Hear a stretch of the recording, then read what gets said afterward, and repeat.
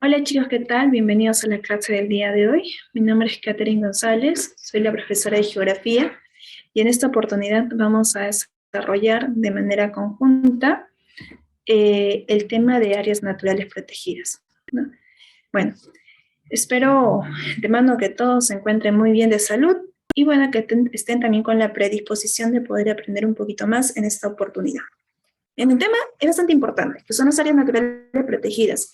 Recordemos que la semana pasada habíamos hablado nosotros acerca de los recursos naturales, quizás no enfocándonos, ¿no? ¿Qué es un recurso natural, ¿no? ¿Cuáles son sus clasificaciones? Por ahí tratamos de hablar de ello. Pero recordemos que si bien los recursos naturales son elementos importantes para el desarrollo de la vida sobre la superficie, porque de esos recursos nosotros utilizamos para poder satisfacer nuestras necesidades, ya sea de manera directa o mediante un proceso de transformación, ¿no? Lo que sería el parte de la industria en todo caso. Bien, pero por nuestras actividades diarias y el consumo excesivo que estamos generando de estos recursos, de alguna manera estamos causando su reducción, ¿no? Las grandes familias de árboles, en este caso los bosques, cada vez son más pequeños debido al consumo excesivo de la madera, ¿bien?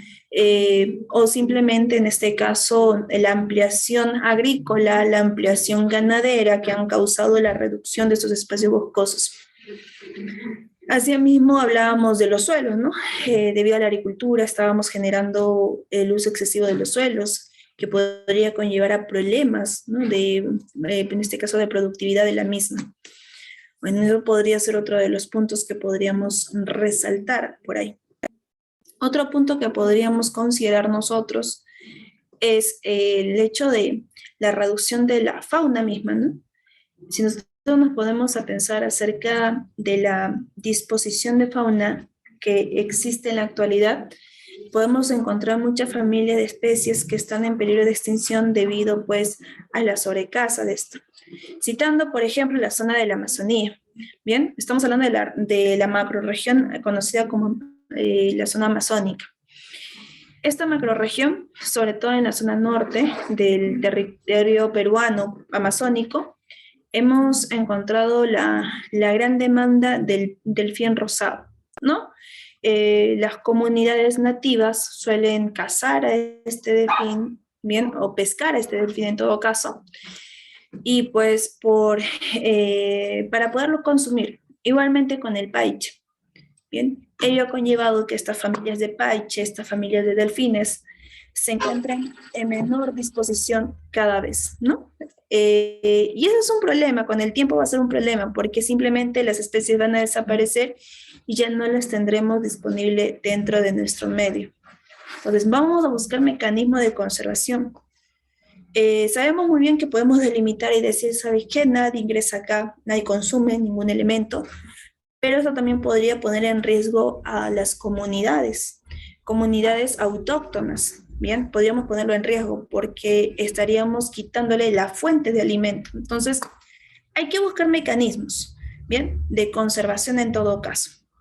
Y una de ellas puede ser, pues, creando las famosas áreas naturales protegidas. En nuestro territorio vamos a encontrar diferentes entidades que se van a encargar justamente de la protección de aquellas especies que se encuentran en peligro de extinción, ¿bien? O de aquellas unidades territoriales que tengan muestras representativas, bien relevantes para nosotros.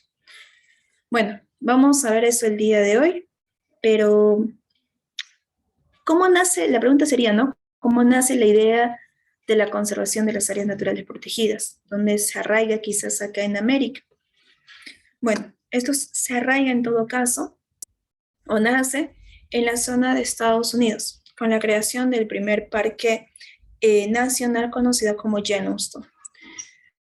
Sus inicios de Yellowstone es la conservación del oso pardo, ¿bien? Que te habían sacado varias dibujitos, por ahí películas, ¿no? Del oso yogi, por ejemplo, él es el oso pardo, que se trata de conservar, o se trataba de conservar en este caso, dentro del parque de Yellowstone. Pero los inicios de este parque no se enfoca en ello directamente. En la actualidad sí, trata de conservar al oso pardo, en este caso, algunas representaciones geológicas, ¿no? Como los geysers, aguas termales, muy importantes en la zona norte. Pero en sus inicios se dice que lo que ellos trataban de conservar directamente eran las comunidades nativas que se habían desarrollado ahí.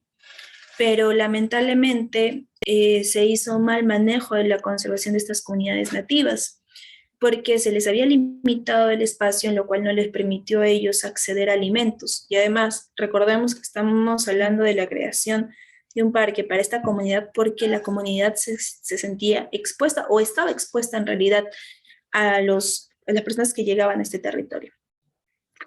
Cuando ellos salían del área de conservación, simplemente lo que pasaba era que eran atacados, ¿ya? En este caso, las comunidades indígenas de Estados Unidos eran atacadas. Y bueno, así que con el tiempo, en vez de incrementar estas comunidades indígenas, se notó la reducción de la misma. Por ello se busca otra especie de conservación para no quedar mal ante el mundo, y es ahí donde no destacan que ellos estaban conservando pues al oso pardo. En la actualidad se sigue haciendo ello, es uno de los parques más representativos dentro de Estados Unidos, ¿no? Estamos hablando de un área natural protegida. Y bueno, nosotros en el Perú tampoco queremos quedarnos atrás de todo esto. Pero en su momento era el Ministerio de Agricultura y de Riego quien se encargaba de la conservación de estas áreas naturales protegidas. Y dentro de este ministerio, Ministerio del Ambiente, se encontraba justamente el INRENA, que es el Instituto Nacional de Recursos Naturales. Que si bien el INRENA nos habla, ¿no?, de los recursos naturales, ¿no?, del uso racional, su enfoque de INRENA no es precisamente la conservación de especies, ¿no? INRENA no es exactamente la conservación. Así que hablar de INRENA, que era un organismo o una entidad que se encontraba dentro del Ministerio de Agricultura, bueno, antes llamado Minagri, ¿no? Ahora se conoce como Midagri. Sí, en la actualidad ya no le llamamos Minagri, sino Midagri. Ministerio de Desarrollo Agrícola, bien, Ministerio de Desarrollo Agrícola y Riego. Antes era MINARI, Ministerio Nacional de Agricultura y Riego, ¿no? O Ministerio de Agricultura y Riego en todo caso. Pero bueno, Ministerio de Agricultura y Riego te está diciendo, oye, utiliza el recurso suelo, utiliza el recurso agua, aprovéchalos. Y el concepto de área natural protegida te dice, oye, por más, ¿no?, que tú necesites suelos, aguas, este lugar no lo toques porque está con tentativa de extinguirse. Entonces los conceptos eran muy controversiales, ¿no?, contrarios. Es así que en el 2009, justamente, el expresidente, en este caso Alan García, ya en el 2009, establece el llamado Ministerio del Ambiente. Ahora sí, el Ministerio del Ambiente se involucra directamente a la conservación de los ecosistemas, conservación del espacio, ¿no?, donde existe una interrelación entre el aspecto biótico y abiótico. Bien, entonces el Ministerio del Ambiente se encarga de conservar el espacio o va a tratar de generar el mínimo impacto hacia el espacio donde nosotros estamos interactuando. ¿Ya? El primer ministro, aquí uno de los grandes personajes dentro de la geografía peruana por el aporte que hace de las 11 ecorregiones, en este caso fue considerado, ¿no?, el primer ministro del ambiente. En este caso, el autor de las 11 ecorregiones, el autor de las 11 ecorregiones, Antonio Breck es quien va a dirigir como primer ministro del ambiente, ¿no? Él es el que va a proponer mediante su tesis justamente de las 11 ecorregiones, que hablar de los ecosistemas presentes dentro del territorio peruano, que mediante esa tesis va a plantear los ejes en los cuales se va a basar la conservación de las áreas naturales protegidas. Bien, entonces nace ahí el concepto real de las áreas de conservación nacional. Y bueno, pues ya no le podemos decir INRENA, oye INRENA, tú que hablas de los recursos naturales, ven, encárgate de la conservación de las áreas naturales protegidas, ¿no? dentro del Ministerio del Ambiente, el Ministerio del Ambiente es el ente rector, se va a establecer a otras entidades como el CERNAM, como el ente encargado de la administración de las áreas protegidas, ¿no? Áreas naturales protegidas, y ya no tanto INRENA. O sea, INRENA es desplazado y dejado con el Ministerio de Agricultura y Riego, y bueno, acá entra, en este caso, el CERNAM. CERNAM se encarga, si bien de la administración, ¿no?, de los espacios naturales protegidos, no se puede encargar directamente del proceso de clasificación, que es algo que vamos a ver más adelante.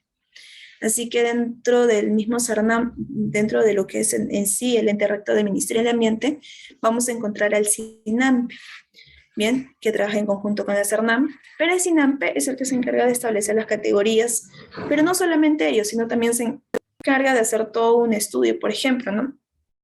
Hay espacios que van a ser presentados con el fin de ser considerados áreas naturales protegidas porque se notó que hay una especie relevante, por ejemplo. Pero para que pueda llegar a esa clasificación, a esa categoría, y que el Estado, el gobierno central, se encargue de la administración de ese espacio geográfico o de esa área en la cual existe una especie relevante, en sí tiene que pasar el filtro del SINAMPE, quien se encargará pues de hacer todo el estudio correspondiente. Y después es evaluado para poder ser considerado o no como tal. Corramos por acá. Bueno, vamos a hablar entonces de las características y clasificación según el uso, en este caso de los espacios, ¿no? O de las áreas naturales protegidas en todo caso. Pero establezcamos una definición, es importante. La CERNAM, que es la institución que se encarga de la administración de las áreas naturales protegidas, nos dice que las áreas naturales protegidas pueden ser zonas continentales, o pueden ser zonas marítimas, o puede ser en realidad una zona mixta, donde encontremos zona continental y zona marítima en la conservación. Dice, en este caso, se trata de conservar aquellos espacios que exista alguna relevancia de lo que llamamos la diversidad biológica. Y además dice valores asociados al interés cultural, paisajístico y científico. Bien, podemos hablar también de un aspecto educativo. Entonces, eso es lo que tratamos de conservar nosotros. Y esa conservación se basa en concepciones o mentalidades, en este caso, de desarrollo sostenible de nuestro territorio. Bien, pero muy parecida a la definición que establece la CERNAM, tenemos el Convenio sobre la Diversidad Biológica. Este convenio sobre la diversidad biológica también habla, ¿no?, de las especies, habla de los niveles, ¿no?, de la biodiversidad, de cómo esta está distribuida en el planeta, pero también sabe o conoce del riesgo en el cual están expuestos a esta biodiversidad. Entonces, ¿el qué va a decir?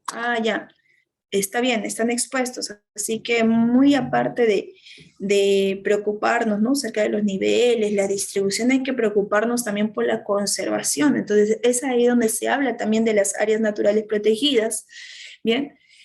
Y por ello establece que las áreas naturales protegidas son aquellas áreas que han sido geográficamente establecidas o delimitadas en todo caso, ¿ya?, en las cuales se busca regular y administrar, ¿bien?, con fines, en este caso, cuyo objetivo específico sea la conservación, ¿bien?, de especies relevantes que puedan haber sido, o que, la interacción humana haya sido mínima, o en este caso, que tenga, en este caso, alguna especie que pueda estar en peligro de extinción y que no se puede encontrar en otro lugar. Bien, entonces eso también es el enfoque de la biodiversidad biológica, entonces, en todo caso, del convenio de la biodiversidad biológica. Ahora, las áreas naturales protegidas, ¿ya? Como dijimos hace un instante, pueden ser espacios tanto continentales y o marítimos, ¿ya?, en la cual buscamos nosotros la conservación, ¿ya?, de la biodiversidad biológica, ¿ya? Buscamos la conservación de la biodiversidad biológica, especies endémicas, precisamente, especies que solamente podemos encontrar en ese lugar. Y por ende, si se genera la extinción de esas especies, estaremos alterando el ecosistema, porque cada especie que habita un ecosistema juega un rol importante. Otra característica es que van a tener estos espacios un interés cultural, porque no solamente protegemos espacios donde existen animalitos y plantitas, ¿no? Sino también protegemos espacios donde existen comunidades, y esas comunidades están en peligro de extinción por nosotros, los que vivimos en la llamada civilización, ¿no? Los que vivimos en la ciudad en realidad, y que queremos imponer nuestras ideas que conllevan en la ciudad, imponerlas a las comunidades que tienen pues cierto legado histórico, ¿no? Ciertas costumbres, y tratamos nosotros de imponer nuestra forma actual de pensar a estas comunidades, y le estamos poniendo en riesgo porque estas comunidades no solamente es costumbre, o sea, no solamente es un baile, no solamente es un plato típico, sino que a veces puede ser un legado histórico, como te dije hace un instante, conocimientos que solamente se transmiten, ¿no? De poblador a poblador, de padre a hijo en todo caso, ¿ya? Porque en algunas comunidades no existe lo que es la escritura, solamente existe el lenguaje. Y bueno, pues eso lo limita bastante. Entonces, si nosotros imponemos, si nosotros comenzamos, o la llamada civilización se comienza a ampliar, vamos a ponerlos en riesgo, que al final van a desaparecer, y todas, no solamente las creencias, sino los conocimientos, bien, que ellos tienen, pueden desaparecer. Por ejemplo, vamos a citar, aunque no es parte de nuestra realidad, pero quizás por ahí lo hemos, o lo desarrollamos todavía, ¿no? Porque este es un legado más que nada del cristianismo, ¿bien? Por ejemplo, la forma como se lleva la Semana Santa, ¿no? En las comunidades, perdón, en las comunidades no. Como tenemos este legado del cristianismo, nosotros llevamos la Semana Santa, ¿no? Los días que se consideran parte de la Semana Santa, solamente consumimos pescado y no consumimos carnes como pollo o carne de res en todo caso. ¿Por qué? Porque nosotros hay un cierto influencia cristiana, ¿no? Donde es malo y lo adecuado en esos días es comer pescado. Bien, pero con el tiempo es posible que tú ahorita lo respetes porque vives en el hogar de tus padres, ¿no? Y tus padres son los que te establecen este tipo de cultura. O quizás en algunas comunidades hacen ciertos platos típicos, pero que no estén a base de carne, no carne de pollo, carne de res, a eso me refiero, o de chancho en todo caso. Pero posiblemente tú, por el espacio que ahora vives, por la interacción social que tienes, poco a poco estás dejando de lado esas costumbres. Y posiblemente tú en un futuro, cuando tengas tu hogar, ya no repitas. Entonces, mira, citándote esta situación que en realidad no es propia de nuestra, pero que hemos ido poco a poco desplazando, lo mismo puede pasar con estas comunidades. Podemos ir dejando de lado y perdiendo justamente ese legado. Ahora, hablamos de un aspecto paisajístico.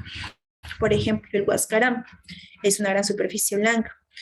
Posiblemente si nos estuviéramos encontrando en el año 2000 o antes del 2000 en todo caso, posiblemente pudiéramos ir al Huascarán, deslizarnos por el Huascarán sin ningún impedimento, o la Cordillera Blanca sin ningún impedimento, pero en la actualidad no podemos hacer eso. ¿Por qué en la actualidad no podemos hacer ello? Porque simplemente estos espacios han reducido su superficie glacial, y en la interacción nuestra, nosotros ingresando a esos espacios podemos alterarlas y reducirlas aún más. Entonces, busquemos la protección e impedir que las personas ingresen, ¿bien? O que si van a ingresar, ingresen hasta cierto punto, ¿bien? Y aquellas personas que acceden a estos espacios tienen que basarse en los reglamentos que se han establecido en cada una de las áreas naturales protegidas. Entonces, ahí está. Vamos a hablar de interés cultural, interés paisajístico, científico, por especies endémicas, por ejemplo, ¿no? Entender por qué esas especies se han adaptado solamente a ese medio y no existe en otro espacio de la misma especie. Aporta el desarrollo sostenible, el uso racional de los recursos. Si bien no se cumple eso en todas las áreas naturales protegidas, o sea, no en todas las áreas naturales protegidas se va a permitir la extracción de los recursos, pero sin embargo, podemos hablar de que aquellas áreas de uso directo en las cuales vamos a poder usar los recursos, ¿no? Como en la zona de Loreto, ¿no? Estamos hablando que se pueden usar en algunos lugares los recursos, pero hay mecanismos de conservación, solamente se permite la extracción de los recursos por épocas, por temporadas, y se respeta. ¿Para qué? Para que tenga la naturaleza el tiempo necesario de poder volver a recuperar esas especies. ¿Ves?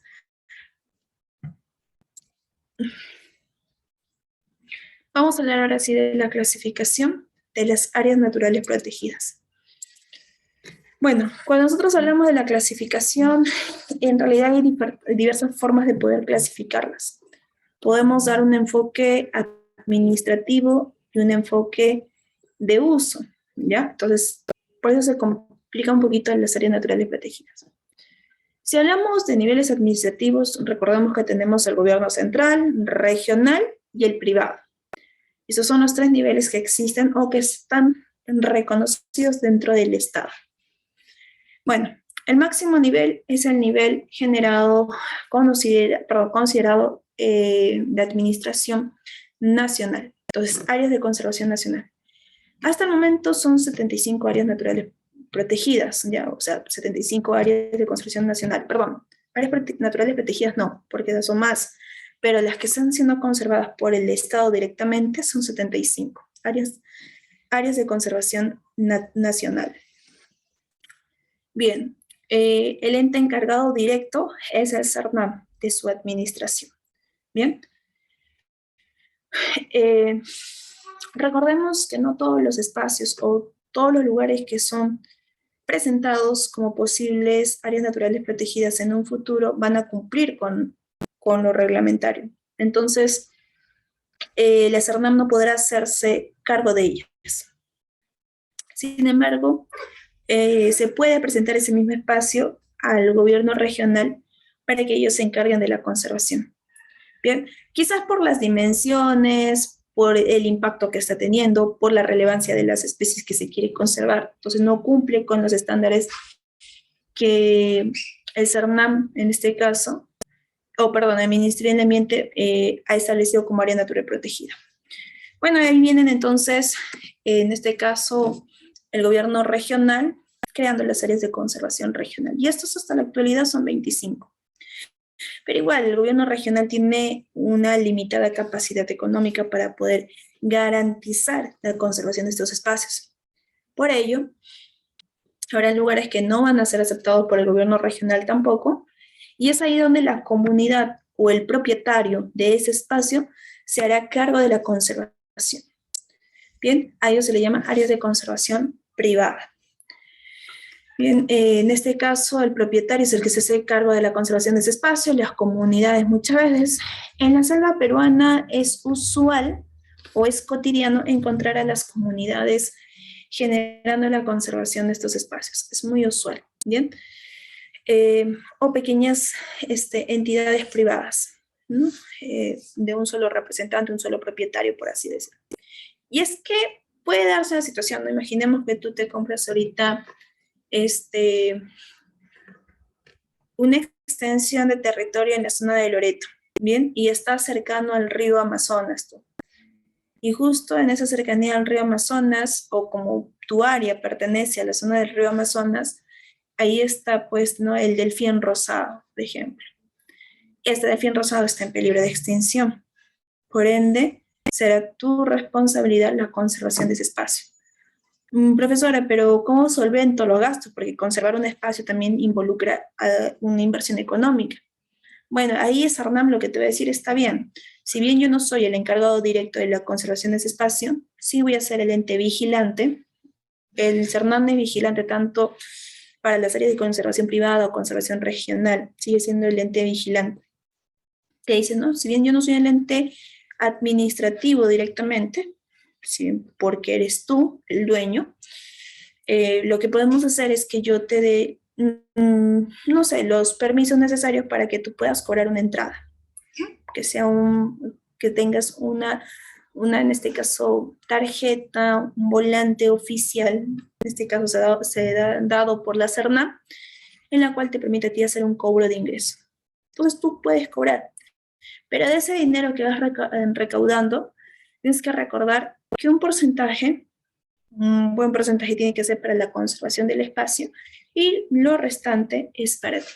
Entonces, ahí está, es una forma como estos propietarios se pueden ayudar económicamente a conservar estos espacios, porque si hablamos de un aspecto personal, posiblemente hasta un punto nomás llegarían y posterior a ello ya no podrían conservarlos.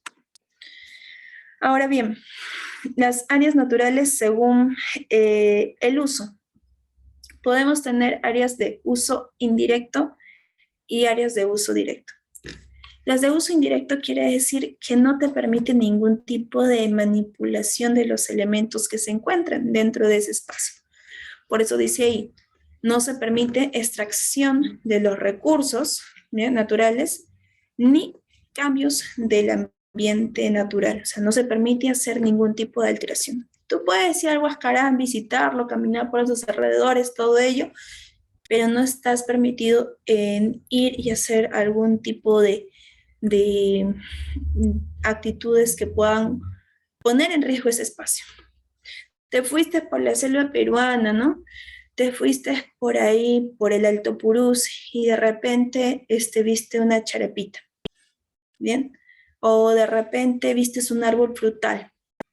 Bien, eso te provocó a ti ir y sacar ese fruto.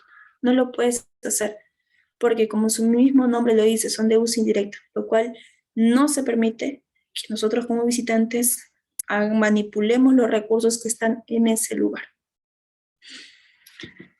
Pero lo que sí se permite es la investigación. Pero eso sí, la investigación que no genere grandes manipulaciones, grandes alteraciones en todo caso. Asimismo, las investigaciones tienen que ser in situ, o sea, en el mismo lugar, no podemos sacar muestras de ese lugar. También se permite la recreación y el llamado turismo. Acá tenemos entonces un ejemplo del Parque Nacional de Huepi-Siquime en Loreto, ¿no? Bien, claro, comunidades biológicas autóctonas de la zona amazónica. En este caso, la clasificación, tomando en cuenta el uso, y ahora hablamos del uso directo, involucra aquellos en los cuales sí se puede hacer uso de los recursos, pero esos recursos van a poder ser manipulados siempre y cuando exista una supervisión, bien, o sea, estemos bajo de la supervisión, o exista un plan de manejo de los recursos. No puedes simplemente tomar la decisión, por más que sea un área de uso directo, no puedes tomar la decisión de ir y utilizar los recursos, porque estarías poniendo en riesgo tal vez a las especies. O sea, es como si en este instante tú tomaras la decisión de ir a la zona de Loreto, al río Amazonas, y comienzas a sacar el paiche, ¿no? Se puede extraer el paiche por si acaso. O sea, tú puedes consumir paiche, pero se tiene que respetar las temporadas en las cuales se puede extraer el paiche. Entonces, ahí está. Puedo consumir los recursos, pero tengo que garantizar también su conservación. Existe también prioridad de uso, ¿ya?, para los pobladores locales. Y sí, ellos son los principales consumidores de esos recursos, pero igual se les explica que tienen que garantizar la conservación de las especies. Nosotros nos tenemos la prioridad porque nosotros no vivimos de ese espacio. Si bien nosotros podemos querer aprobar esos alimentos, no involucra que nosotros podamos manipularlos. Por eso dicen, ¿no?, al inicio hablábamos de que se pueden hacer los recursos, pero siempre bajo la supervisión y un plan de manejo. Dice, formas de usos definidas por el plan de manejo de área. ¿Bien? Entonces ahí tenemos otra imagen de la Reserva Nacional de Pampa-Galeras, ya que sería considerado un espacio de uso directo, ¿ya? De uso directo.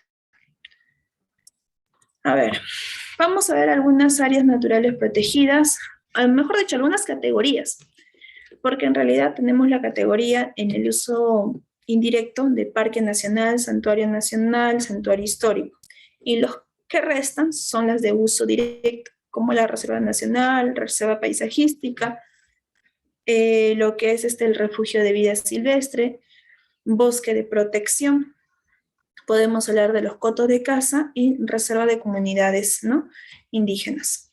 Entonces, ahí están ellas, bien, ellas que serían las categorías que existen dentro de nuestro territorio, que está establecida por la SINAMPE en sí. ¿Ya? Lo habíamos visto al inicio. Y bueno, uno de los espacios que a nosotros mucho nos llaman la atención son los parques nacionales. Y los parques nacionales se caracterizan por ser espacios bastante extensos, ¿ya? Bastante extensos, pero sobre todo que son espacios que hasta el momento no ha existido ningún tipo de manipulación de los elementos, o sea que no ha habido intervención por parte del hombre. Y al no haber esa interacción por parte del hombre, es un espacio totalmente, vamos a decir, autóctono, ¿bien? O proporcionado por la naturaleza. Y por ello hay que conservarlo. En ese espacio existe varios ecosistemas. También existe diversidad biológica relevante. Puede existir también en ellos algunos procesos sucesionales, ecológicos y evolutivos. Bien, pero también existen características estéticas, paisajísticas relevantes. Entonces, no va a ser una novedad si dentro de un parque nacional encontramos una cierta geografía, o mejor dicho, geomorfología bastante llamativa, porque ese también es el objetivo del Parque Nacional. Y tenemos ahí pues el Parque Nacional, en este caso de Ichicatmuja, Cordillera del Cóndor, donde se trata de conservar justamente estos bosques tropicales, ¿no? Zona de alta montaña también. El Parque Nacional Yotishi en Junín, Cusco, donde se trata de conservar la cuenca alta, cercano a la zona de estaríamos hablando, perdón, de la cordillera Vilcanota, por ejemplo, del nudo Vilcanota, perdón. Estaríamos hablando de esa zona de conservación en todo caso. Estaríamos hablando también, podemos citar otro ejemplo del Parque Nacional de Baja Sonene, bien, establecido en Madre de Dios, donde se trata de conservar también zonas endémicas tropicales, pero como ustedes pueden ver en la imagen, a las nutrias, ¿no? Que también están en peligro de extinción por alteración de la composición, en este caso de las aguas. Y otro de los espacios bastante relevantes para nosotros, el Parque Nacional de Huascarán, porque tenemos reservas de agua dulce. Y pues en particular también Huascarán se caracteriza por ser uno de los nevados tropicales más altos del mundo, no solamente del Perú, sino también del mundo. Entonces hay otra relevancia de este lugar. Ahora, cuando uno define parques nacionales y santuarios nacionales, es usual que exista cierta confusión. Pero recuerda que hace un instante decíamos que los parques nacionales lo que tratan de buscar es la conservación de varios ecosistemas y sobre todo son espacios extensos que no ha existido intervención por parte del hombre. No lo hemos alterado y eso es algo positivo. En cambio, en los santuarios nacionales también pueden ser espacios ligeramente grandes o grandes en todo caso, pero acá ha existido en todo caso, ¿ya? Una mínima intervención por parte del hombre, mínima nada más. Pero a diferencia también de los parques nacionales que tratábamos de conservar varios ecosistemas, acá lo que yo trato de conservar es el hábitat de una especie o la comunidad de flora y fauna. ¿Ves? Entonces ahí está el término diferente que va a existir para definir estos espacios. Existen formaciones naturales de interés científico y paisajístico, ¿ya? Santuario Nacional, entonces, existen formaciones naturales de interés científico y paisajístico. Existen también especies endémicas, bien, varias o de distribución restringida en todo caso, y estos son visitados para la investigación, educación y el turismo. En realidad también los parques nacionales tienen ese enfoque de investigación, pero como te dije al inicio, no existe intervención del hombre o en todo caso es mínima la intervención por parte del hombre. ¿Listo? Sobre todo recuerda esto, hábitat. Bien, entonces, ejemplo de santuarios nacionales, tenemos el Santuario Nacional de la Cordillera de Colán en Amazonas, igual conservación de zonas boscosas húmedas. El Santuario Nacional de Tabaconas en Nambaye, en Cajamarca. Conservación, en este caso, del páramo, ya especies del páramo. El Santuario Nacional de Pampas Hermosas Junín se trata de conservar bosques de cedro, por ejemplo, ¿ya? Y también son zonas de montaña, por ende son zonas tropicales húmedas. Y el Santuario Nacional de Ampay en Apurímac, de igual manera, conservación de zonas de recurso hídrico. Bien, entonces ahí está.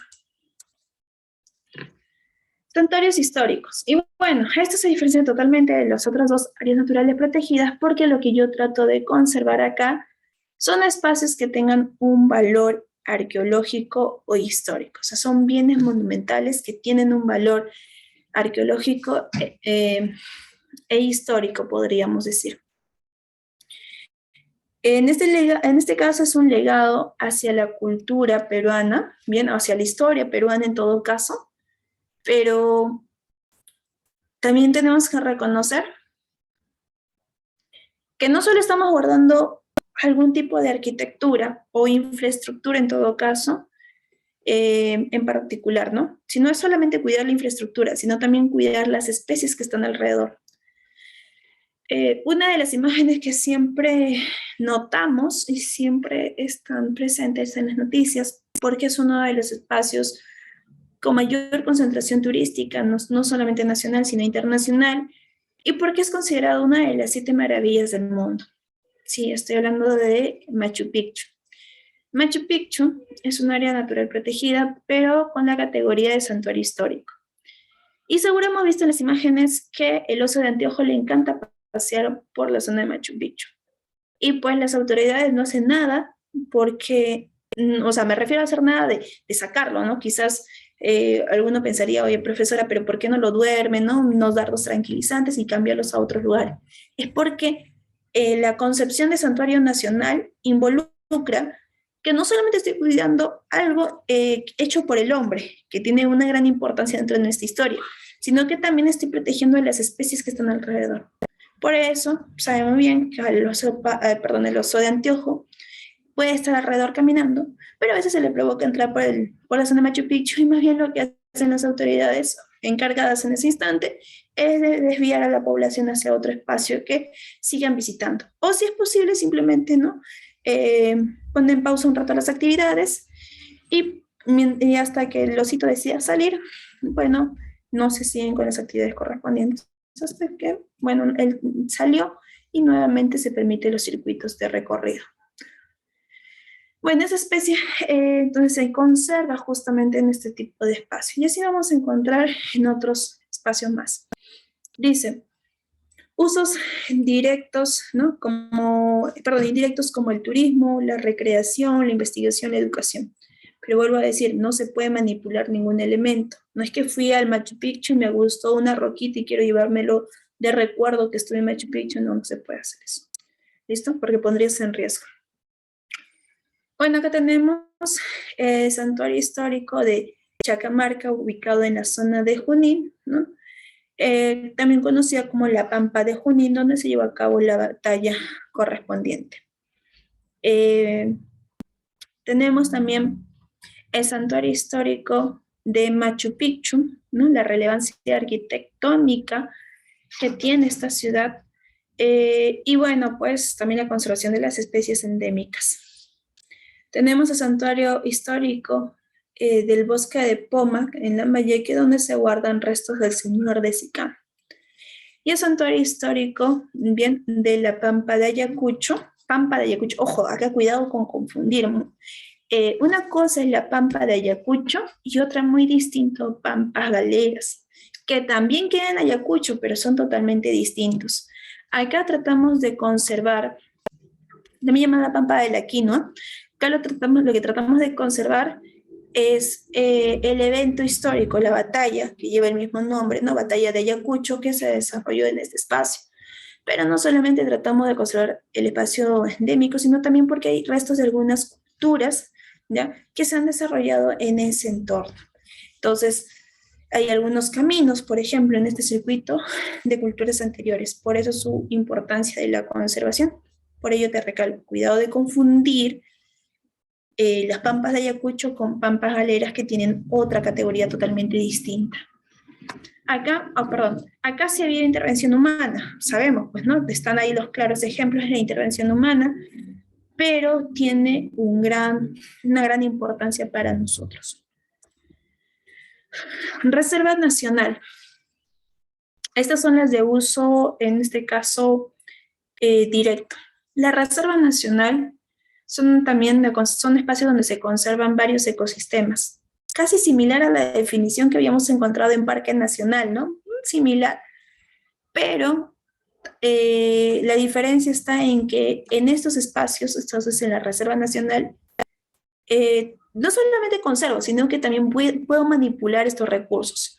Pero para la manipulación de los recursos tengo que hacer uso, pues, de manejos de desarrollo sostenible. Bien, alternativas sostenibles de uso. Tengo que desarrollar ellos, si no, no voy a llevar a cabo esta situación. Uso directo de recursos silvestres como la flora, la fauna, los recursos hidrobiológicos, pero eso sí, en ningún área natural protegida se permite el aprovechamiento forestal maderero. Eso está totalmente bloqueado, o sea, no se permite en absoluto. ¿Y por qué no se permitirá ello? ¿Por qué crees tú?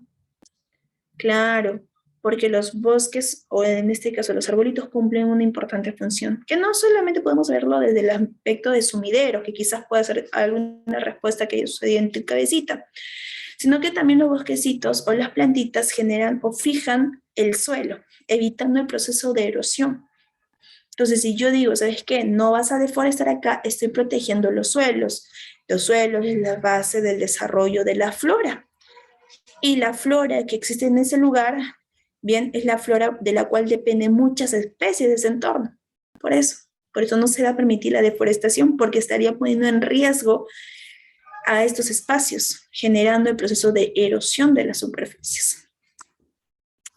Bueno, tenemos ahí la Reserva Nacional, ¿ya? De Matses Loreto. Igual las comunidades Matses justamente tratan de conservar a las especies, utilizan solamente los recursos que necesitan y no hacen un uso excesivo de ellos.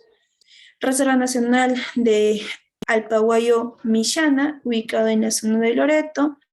Reserva Nacional de Pacacuro en Loreto y la Reserva Nacional de San Fernando, ubicado en la zona de Ica. Bien, jóvenes, entonces hemos llegado a la parte final de la clase del día de hoy y agradecer a cada uno de ustedes por su presencia, su participación, y conmigo sería hasta una próxima oportunidad. Que tengan un excelente día. Muchísimas gracias.